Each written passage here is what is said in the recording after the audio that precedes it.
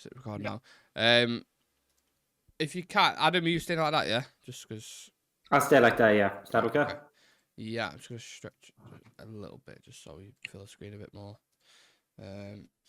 Yeah, I think we're all good there. To be fair, are we all ready, lads? Give us a 1, 2, 3, Adam. 1, 2, 3, 4. Okay, thanks for 1, 2, 3, 4. Shreyas, give us a 1, 2, 3, 4. 1, 2, 3. Okay, thank you. Right, I think we're good to go, lads. So, okay, are we ready? Oh, it's got his polka dot mug. Right. Hello, everyone. Welcome to the preview for the game against Aston Villa in the Premier League at Villa Park. The final nail in. What a way to start! What a way to start! That's the perfect preview. It's what I do, man. I burp on. I was say a live stream, but this isn't a live stream. Anyway, the final nail in the coffin is upon us, lads. It feels like a lamb heading for slaughter. This one, doesn't it, Shreyas? Kick us off with your thoughts and feelings heading into this. Game. I'm thinking that this probably will be Ten Hag's last game. I think it's the international break after this game as well, so it provides Ineos with the perfect time period to actually get the replacement in as well. And however they want to play this out, I think this gives them the perfect window to actually act up upon it. And considering recent results, considering the momentum of the team, and just if you overlook at it from a 3-year perspective as well, because he's been here now for 3 seasons, I think it's genuinely done. Like, I don't really see any possible, dimension wherever you actually look at it from. I don't really see a world where he actually stays. And I think this is probably the only time where, if you actually sack him and get someone else in, there is still that time period where the season can be saved. I think if they delay it more, if it drags on after the international break as well, he comes in, probably gets a couple of results, and then it's the same story all over again. You end up sacrificing the whole season. And considering how Ineos actually see, the pathway for United in the upcoming seasons, like they mentioned, they see us winning the Premier League by 2028. So they must have actually, they must have thought it out that, we need to make certain progressions if we actually want to reach that point. And if you want to start at it from now, I think this is probably the best chance that you will possibly get. I think this international break is a blessing in disguise for Ineos in a way, because it gives you the time to get the replacement in. He can, integrate with the players, actually see what the thought process is at United, and, how we actually want to proceed through the season, because there's still a lot of games left. We're still in the Europa League as well. So there's still a lot to fight for this season. But if we keep delaying this and dragging this out, I think this, it might cost us the entire season. I mean, I'd say there's more chance of me becoming a professional footballer at the age I'm at right now, 29, and winning the Golden Boot than United winning the Premier League in the next 3 years. I don't know where that's come from. I think that's a bold statement, but who knows? I'll revert back to this video if I'm wrong in the next 3 years' time. Adam, we've just spent an hour or almost an hour going through a lot of the negatives in pros and cons. Make sure you guys check that out if you haven't seen it, afternoon show. But we spent a lot of time talking about negatives and what we didn't like, and if there's any positives to take from Porto, to try and go into this Villa game, what stands out to you in particular? I think the big standouts have to be Rashford, how he's been playing. I know it was only a 45-minute cameo, but it baffles the mind why the manager took him off, saying rotation doesn't make sense, given he's your best outfield player on the day. A goal and 2 assists, I believe, or a goal and assist he got. He's having goal contributions. That's all that matters. Yeah, he's doing something. Exactly. Yeah. That's one of the more important things right now, because we're not scoring that many and we are conceding some goals. So we need to actually start scoring goals in order to even get draws these days. So I think he's going to be a player that we're going to probably have to rely on at the weekend if we're hoping for anything. I'm not feeling that much confident at all. The negatives outweigh, I suppose, the positives in where we are now. But someone like Harry Maguire coming in, maybe set piece, like we saw popping up in the last minute, that could be kind of that what we are honestly relying ourselves on for the weekend. Yeah. Maybe Maguire will score an header. That's what we're looking at the moment. We might get Johnny Evans this time to do it though. So, but no, it's not looking good right now. Shreyas pointed out, I think it has to be the start of something new, and it has to be the end of this. It feels like, as bad as it sounds, like you hit a cat or a dog with your car on the side of the road, what do? Do you just put it out of its misery, or? I mean, I'm here for that analogy. Yeah. How do we comment on this? Well, you don't. I mean, you certainly don't take it back to its owner, do you? And put it in front and say like, yeah, here's your cat, mate. I think you just put it out of his misery, don't you? I think Ten Hag needs putting out of his misery as well. Likewise, so. It does. It So needs to happen. It needs to with the car. We need to run him over with the car to put an end to this. Again. Oh my god. He's already been rolling. I mean, yeah, he's got half a leg dangling off at the moment, innit? It just feels like Villa's going to be the lorry that goes past and just fucking finishes him. Oh yeah, it feels like that. It's going to be that killer blow. But I'm actually not looking forward to it. It's a weird one. You go into the weekend, you feel a little bit of confidence, and then they just slap you back to reality. The only advantage is it's on a Sunday, so we can at least enjoy Saturday. Fingers crossed. I don't know, There's your positive. All of Saturday, I'm sat there thinking, oh, we're gonna get slaps off Villa tomorrow. We're gonna get slaps. Like I can see Duran. We're gonna get into Villa in a moment. But I had a thought. I don't know if you'd agree with this, Shreyas. Maybe a game for Casemiro and Ugarte. To be very honest with you, even if it is Casemiro or Ugarte, even if we get Roy Keane out of retirement and put him into this team, I just don't really see anything changing whatsoever. No. I think no matter who plays it, just doesn't work.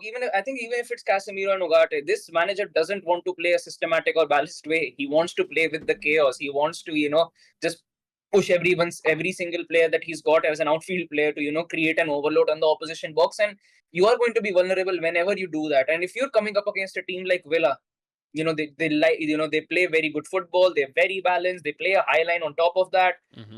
It's going. If considering the kind of momentum that they are on as well, I think they'll be looking at this game and actually seeing it out as an easy 3 points, considering the way they've been performing, considering the way their midfield and attack has been working as well. I think they'll look at it as a very easy win in comparison to how they've been able to come up against United. I mean, last season we were able to win a couple of games against them in the league itself, but I think this year it's a completely different story. Yeah, I have to agree with that. By the way, me and Adam having the battle for who has the worst mug in Real Reds talk. I mean, cast your votes now.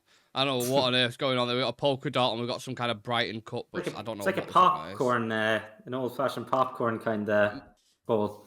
Mine even says on the inside, I don't know if you can see, it says each day at a time. And I think, you know what? I think United fans can take a lot of inspiration from that. We have to take each day at a time, don't we? We really, really do. Speaking of mugs, the defensive line, Adam, were mugged off, weren't they, against Porto. Oh, yeah. We've spoken about Lenny Yoro and the need for him being in the back line for these kind of high line purposes and pace recovery. Anything we could do in the immediate future? Is it Maguire's not got pace. I'm not referencing that, but does he have to come into the back line maybe just to switch something up because we seem awful, don't we? Yeah, I think there has to be a switch up there because after the last night we lost in kind of every defensive, I suppose, department. You're looking at pace, we're easily beaten. Positional awareness, we were beaten. Samu was there on the end of everything. The finish for their third goal, really, really good.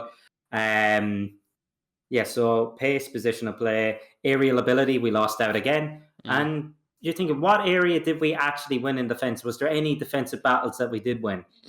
I can't really think of much. Every time the ball came into the box, I panicked. Even off the ball, I was watching Mazraoui quite a lot, and he played them on side 3 or 4 times. Yeah. Every single time. And Maguire did it as well when he came on. So any aspects of defending, I mean, you could literally, someone could mention in the comments, and we can go to it and go, yeah, we're weak in that department. Yeah, we're second best to everything. And it seems like even relegation teams' attacks, they're beating us in every department as well. So there is causes to worry in that department. I think we need to freshen things up. We do. And I know at the end we'll get into lineups and that's what I'm going to be hoping for. And that's what I'm going to put into my team. I just hope there's a bit of a change there. We need it. We need to kind of freshen up. Just get somebody else in because particularly I suppose from Dalot to the list, all that kind of left side. I know Mazraoui as well. It's just a whole pairing of them. It just hasn't worked. Yeah, no. Is it Shia LaBeouf who famously said, just do it? Shia LaBeouf, innit? Yeah. That's my speech before the Villa game. I'm just screaming at him, just do it. You got to try something. It's Ten Hag's last game, so he's got to try something. Shreyas, if we lose to Villa, we go 9 points behind them 7 games into the season. We can't say if. Well, you're correct. When we lose to Villa, we'll go 9 points behind them 7 games into the season. Is there a real danger? Legit, it's a genuine question of finishing in the bottom half of the table. I don't think we'll finish bottom half of the table. I think we'll end up... First off, I think it actually depends on what happens after that Villa game. Genuinely. If there is a manager shift, I can still see us making into the top 6. I think top 4 is going to be a big reach, no matter who comes in and no matter what happens. Even if we go on an incredible run, I think top 4 will still be a big reach. But I think if Ineos are able to make a swift change and get someone who can actually, shore up this side a bit when it comes to the defensive side of things. Because if you look at it from a different perspective, I think even if our defense actually holds up in, going into games, we still have a good shot of making into the top 6, even if our attack is that inconsistent. If you're able to, go through into games with clean sheets, it does build up a lot of confidence into the team. So I still think a swift change and we can still easily make the top 6. It's not a scenario where I'll go and say that everything is done. There is still a lot of room, which it's still left in this season. There is still a lot to fight for. And if you look at it, take Arsenal aside, take Man City aside, the other teams, you can't really be sure that they're going to be as consistent throughout the course of the 38-game season. Newcastle will drop points. Liverpool will drop points. Chelsea as well will drop points. Spurs. Just not as many as us. Yeah, but I'm sure all of these teams, they are going to be dropping points at some point as well. What matters is whether we'll be able to win those points back when the time actually comes. So I still think we can make top 6. I think bottom half of the table, if Ten Hag is still sticking around the entire season, might happen. Yeah, I think it definitely will happen. In the past 5 games, Adam, against Villa, they've only beat us once, 3-1 in November. I think that was Emery's first game in charge, coincidentally. Does that record surprise you? It is surprising given what they've, I suppose, gone on and done, how they've improved compared to us. Seems like we've regressed, but over the course of those, is it 2-3 years? It seems to have, we've managed to get this record against them. Even at Villa Park, we've managed to get a result too. So is it all doom and gloom? I know it feels like that, but we often pull up a result in this kind of fashion we do when our backs are against the wall, and particularly against an Aston Villa side. I remember the pressure at Christmas time, and we were 2-0 down, and we came back and won 3-2. So, and we felt maybe at the time that was turning the corner, didn't we? When we felt that was maybe the start of this kind of pushing on. And look where we are. And it's the hope that kills you. It is really at the end of the day. Yeah, it really a lamb to slaughter, like I referenced at the start of the video. Villa have just won one of their last 25 Premier League home games against United. One of the last 25. That is crazy. Aston Villa have picked up 13 points in their opening 6 Premier League matches this season. Won 4, drew 1, lost 1. Their best start to a season since 2008. And United have lost 8 Premier League matches by a margin of 3 or more goals under Erik Ten Hag since the start of 22-23. The only current Premier League managers to suffer more 3+ goal defeats are Gary O'Neill and Sean Dyche. So... some lovely stats for you. If we move into the discussion about Aston Villa, Shreyas, they're in form at the minute. There's no getting away from it, in the form of their life, I would say. Unai's got them set up really, really well. The record is great. They've just beat Bayern Munich. You've got Duran coming off the bench, scoring every single game. Watkins and Rodgers are going to run that back line fucking ragged. They've got a nice balance in the midfield with Onana and Tielemans. Like, everything just seems to be going right. Even the goalkeeper had a worldie against Bayern Munich as well. How much credit does Unai Emery deserve? I think he deserves a lot of credit, because when he did come in, Villa was struggling at around 15th or 16th spot in the relegation. He came in and was actually able to, get them into Europe. After that, made that leap into Champions League football as well. And during that entire tenure, he's played really good football. Like, whenever you actually see an Aston Villa game, it's a very good watch. The way he actually sets them up. He's, the way he actually uses his players on the field as well. And I think a lot of people expected that, Villa will have a slow start to the season, considering the kind of players they ended up losing, with Douglas Luiz moving, Diaby moving. But the kind of players they've got in as replacements, to actually fill in for those guys. I think Onana and Tielemans are a really, really good duo in that midfield. Tielemans has had a big resurgence in this Aston Villa. On a free as well. Yeah, and I think he goes really underrated because people don't usually, see him pulling up with the stats, but the way he works in that midfield, he works very, very well. And Onana as well alongside him. I think he's made the perfect move after Everton going into this Aston Villa team. I think it's a perfect move for him. And then, you've got a player like Watkins, who's, practically everywhere in that attack, gets goals and assists for fun. You've got a striker on the bench, who you can actually rely for on goals. Whenever he comes on, ends up scoring a worldie. Not even a normal goal. Every time it's a worldie. So it's a very good squad. And if they're able to break into Europe again next year, I think it's a massive, massive success, considering how much Aston Villa have struggled over the years. I think Emery has done a wonderful job with them. And you never know, maybe they go deep into the Champions League stages this season as well, because beating Bayern Munich isn't that easy, considering the run that they've been on as well since the start of the season, and the kind of players that they've got as well. Beating them, maintaining a clean sheet, I think Villa deserve a lot of props for that. What do you admire about Villa, Adam? Because there's a lot of things in there. Like, you've got they're going the typical 4-4-2, like the high line. They're very risky in certain elements of the game, but then they've got like physical, technical players. They've almost got everything, haven't they?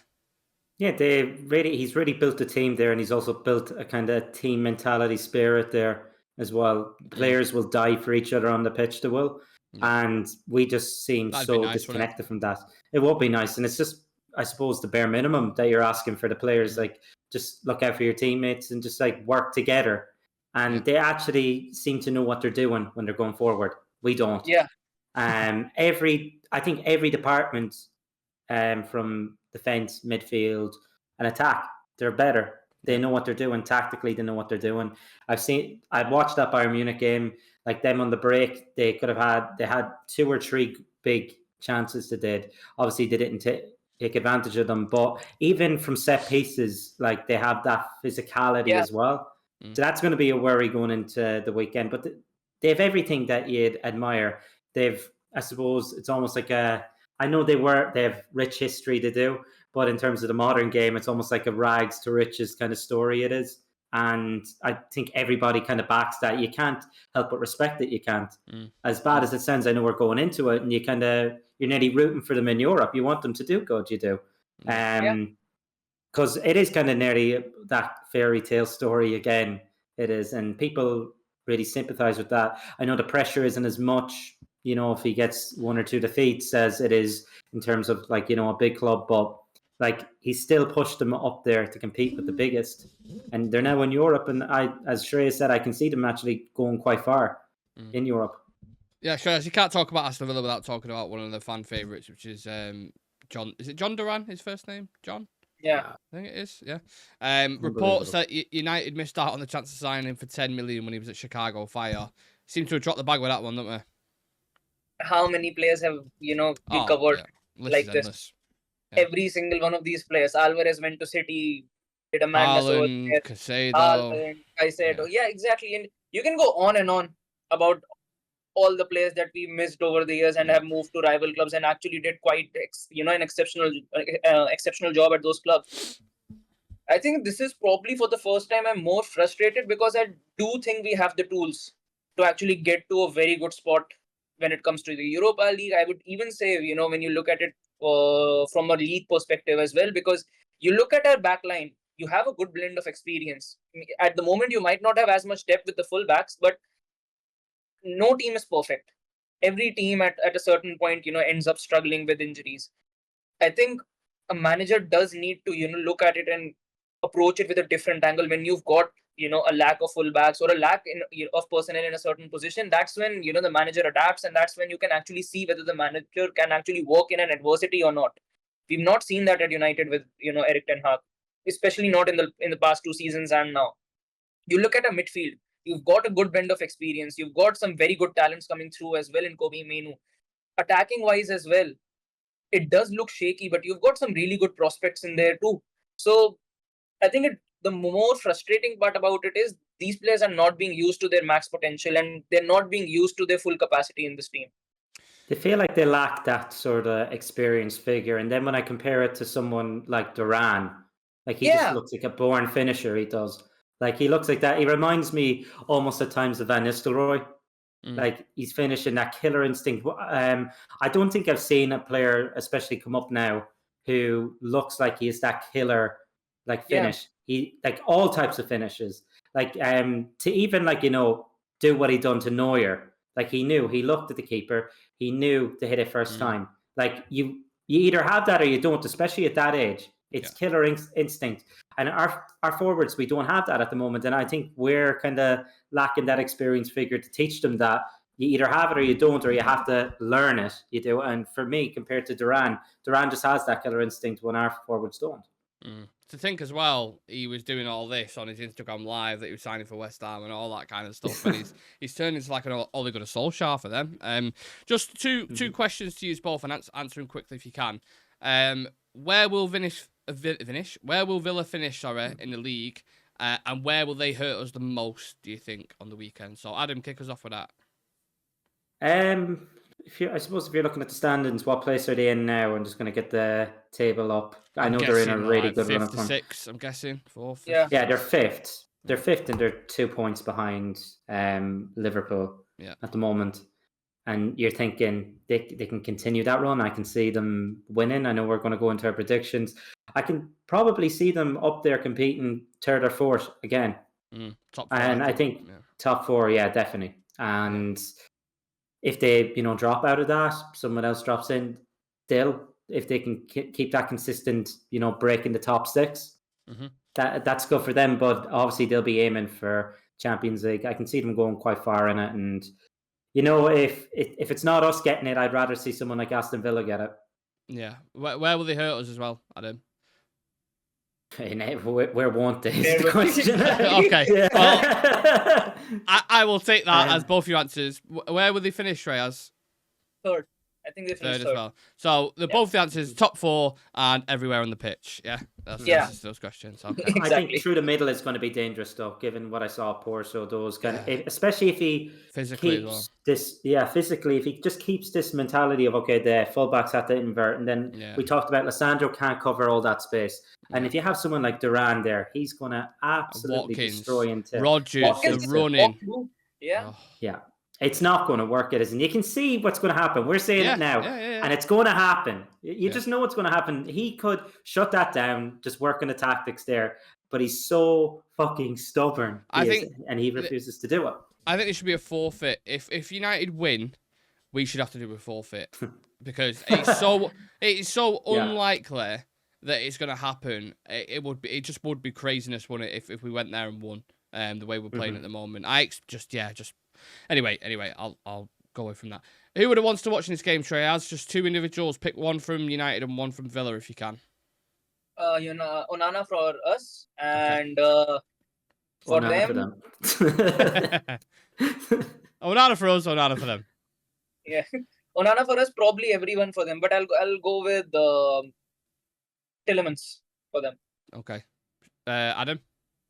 Yeah, I'd say Onana as well. I think he's going to be probably a player who's going to be asked a lot. He's going to be busy. He's going to be asked a lot to do. Yeah. But I can see Duran coming off the bench. I just like the fella. I think he's just a born killer, and I think he's going to really hurt us off the bench probably if he isn't starting. I'd see Watkins going to start in boss. I think he's going to be. He could potentially finish us off really bad. Are you ready for this prediction? Morgan Rodgers is going to make a run from the halfway line all the way into our final third and score. I could easily see that. Easily see that. Will happen for sure. So, I'll say Morgan Rodgers. And then for us, Marcus, if he starts. But maybe Ten Hag will take him off after 20 minutes if he scores. So, I don't know what's going to happen. Right, let's get into 5 quick-fire questions then. Do Aston Villa score more than 3?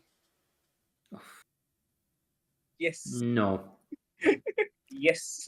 Will Bruno Fernandes get sent off 3 times in a row? There is a high possibility. I genuinely think there is, because if things are going cooking it in a minute. I'm going to say no because I'm going to leave it for my prediction. Okay. No, not a third rate. Straight not a third. No. We said that about the first, not a second, definitely not. But you never know. One player you would take from Aston Villa right now. Oh, God. Duran. I just like the lad. He's a kid. He knows how to find the back of the net, and our strikers don't seem to know that. I know he's young as well, but he has it. He's everything. I would take I'll probably take Tillemans at the moment in that midfield. I think I'd take Onana just for the physical profile. I look at old man Eriksson and Casemiro with the blankets in midfield. I'm like, yeah, we need a physical runner in there. If Ten Hag wins convincingly, would that change your mind? No. It's done. Done. It's done. Yeah, it's done. Yeah, Okay, I'm glad we're all in agreement. We're all smart thinkers here. We know the crack. Prediction for man of the match. Watkins. It's gonna be Duran, isn't it? By the No, time it he could come be on, Duran. because I think Watkins will start. By the time Duran will come on, he probably would have scored 2 or assisted 2. Yeah, I agree. Yeah. Who would I say? Just gonna look at their lineup quickly. I think if someone like a Leon Bailey starts, I don't know if he's injured or not. Yeah. I think if the he's- team news is out. 1 sec. Ramsey. Maybe Ramsey. Yeah. Might Yeah, tear us to Jacob shreds. Ramsey's a Someone good like player as that. well. Yeah. Yeah. Oh God. Right. Should we do prediction 11s then? Who wants to kick us off? I don't mind going first. Rolling it off the top of my head, this is what I'd like to see, but I also have an element I think that he might go with. Mm-hmm. I'm going to go with Onana and Ness, Mazraoui right back. Then I can see Delis and Maguire, I think. Mm-hmm. Dallo at left back, as much as it pains me. Yeah. In midfield, I think we might see a bit of a change. I'm going to go with Kobe Menu, Ugarte, and Mount. I think it's going to be a big change up. And then up front, Garnacho, Xerxes, and Rashford. Interesting. Shreyas, what are you going with, mate? I think back 5 will still be the same because I just don't see him changing the back 5. I think Meno is still hit or miss for this game, or he's fit enough to start. He just wasn't involved in the matchday squad. Yeah. But everyone was saying he was training with the first team, so Who's that? I think he might be okay. Meno. Yeah, Ten Hag's just touching on it now. He says we'll have to wait and see on that thing. So don't know. Maybe he'll be available. I think it'll probably Casemiro once then. again be Eriksen, Casemiro, and Bruno is going to start. Eriksen is going to start. So it's either Casemiro or Ugarte who's going to be in midfield. Then in the attack, I think Rashford will start, Højlund will start, and I think Garnacho will get a start on that right-hand side. Okay.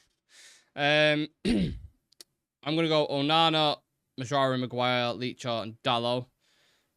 Ugarte, Casemiro, Bruno, Garnacho, Højlund, and Rashford. That's what I'm going with. So I think we've all got different options there. Yeah, I don't know. I think Eriksen, I know what he's saying. He probably will start with the form he's in and all that, but I look at the way Villa play. I wouldn't play Eriksen in midfield personally, but you know. I think we need a big change up, just something fresh. Yeah. But maybe that's why I've gone with that false hope. I know. Okay. Let's do it. Score predictions. I can see it. 3-1 Villa. I thought yours was going to be bad. Shreyas? 4-0. I don't see a scoring in this one. Yeah. Honestly, I don't see a scoring. I've gone 5-0 as well. Jeez, to think us losing 3-1 is the good one. Yeah. He's going to go out with a bang. 3-1's the positive result at this point if Villa beat us 3-1. Yeah, I can see us scoring first too. I think Villa are so good at executing the plan. I just think we're going to get absolutely bodied. I really, really do think it's going to be a battery. I hope I'm wrong. I really want United to win. But I think it's going to be it's going to be a really bad defeat. And then the international break is going to be a change of manager. And this time in 2 weeks, God knows where we'll be, what manager we'll have, who will be playing. It's never been more up in the air, honestly. Since it's crazy, isn't it, when you think about it? So, yeah, that's where we're at as United fans. Life is a roller coaster. You just got to ride it. I think Ronan Keating famously once said. So, yeah, we're currently riding that roller coaster. Big thank you to the lads for joining me. If there's anyone watching this, will be people watching this, but if you're watching this, well, you can't watch it live. Ignore me. If there's anyone watching this, please do get your score predictions, team lineups in, how you see the game going, anything you want to touch on that the lads have spoken about, and they get it in the comment section. Smash like in the video for us and subscribe. One word just before we go, lads, to describe the game against Villa on Sunday. Pain. Villains. They're going to turn us into villains. Okay. I think I'd agree with Payne as well. So we'll leave it at that. Thank you very much, lads. This has been Real Red Talks preview for the Aston Villa game. Let's see what happens. See you in the next one.